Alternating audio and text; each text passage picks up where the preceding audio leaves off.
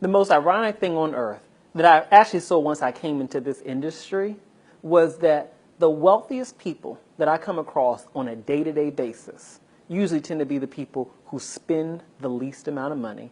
They're the least flashy. So when I first started out in this industry and someone would come into my office right here, they come right into this office here, and they would come in and they would be, decked out. I'm talking designer clothes, the nice shoes, the jewelry, everything like that. Hair done, just everything's perfect. And I would think to myself, okay, all right, we're about to do something today. I'm thinking this is somebody with some money. And then once you get past all of that and they pull out the receipts, when they show you the receipts and show you the actual, like their documents, their accounts and everything like that, the least amount of money. But then the one who pulls up in your office in a 5-year-old, 10-year-old Subaru wearing really just like plain clothes, nothing over the top. These are the folks with millions of dollars in assets. Millions. Cash. I'm talking cash. And to me, I'm sitting here and I'm thinking to myself, you know what? I'm like these people who are dressed up in designer clothes who are not retaining money. That's what it hit me when I first came into the industry. I'm making all this extra money because I had 2 salaries back then. I had my salary from my day job. I also had the money I was making from doing this work, right? So you're making over $100,000 a year there.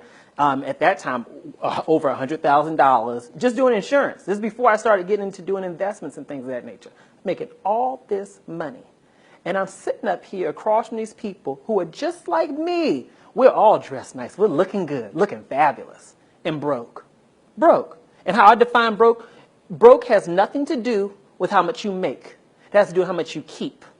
If every time you get your checks, at the end of the month, you made this much money and you spent that same amount of money, or in some cases, you're spending more than what you made because you're using credit to supplement things, right?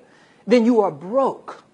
And the people who I saw who were spending the least amount of money were the people who were building wealth, and I figured it out. They were building wealth because they were keeping their expenses low. I can't hit this point enough. You have to minimize your expenses if you want to create wealth. You know, I always hear these things where people say, oh, you can't take it with you. You might as well enjoy it.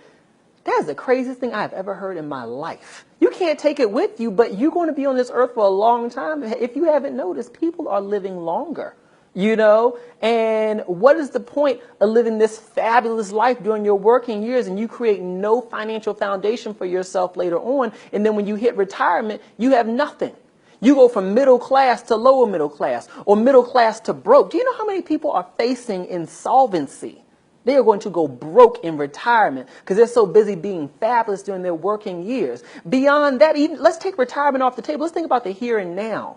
What happens if you were to lose your job? What happens if the economy goes down? I would think about that. You know, at the time, it was just me. I didn't have this huge team back then. And I said, what happens if this company falls apart because we hit a major recession and nobody's really thinking about financial products? I didn't know. What would happen then? I've created this massive lifestyle that's based on being so fabulous. And I had no cash reserve for myself. And so when I think about, you know, what's a step that we can take to create financial freedom for ourselves, I really do think it's a matter of reducing your expenses as much as possible. Stop imitating the lifestyles of people who have less financial security than you do. Some of the very people that we are imitating, some of the very people we're trying to impress, they have no financial security. Let me tell you this. I'm not here to tell nobody's business. I'm not giving no names on nobody. But I have sat there in the meetings. I see this. And the very people who you would think show the image of total wealth and total just exceptional financial, gain. These people look like they make a lot of money. They do make a lot of money. They spend the same amount of money. They're broke. They're broke. We got to change our mindset to stop imitating those people if we want to create financial freedom for ourselves. And the way that we do that is we have to look at our expenses. What expenses can we reduce as much as possible so that at the end of the month, the difference between what we spend and what we bring in, so the difference between those two is as wide as possible. Because that's where wealth is created, in the gap. I call it the gap. The gap between what you spend and what you make. And imagine, you keep your expenses at a nice low level and you keep on making more money, keep on making more money. That's the sweet spot. That's the real sweet spot. You don't have to worry about a recession. You have to worry about nothing. Somebody say, hey, you want to go on a trip with me to Greece? Oh, yeah, absolutely. Let me just go ahead and pull out that debit card, not credit card, that debit card. Swipe that. Go ahead. We can get on the flight, whatever you need. An emergency comes up, no problem. I got that. That's what wealth is for. Wealth is not just about sitting in the bank. Wealth is about allowing you to have the freedom to live the way you want to live, allowing you to have the freedom to never have to say, I can't afford that. And if you want to be able to live that way, then you have got to keep your expenses low.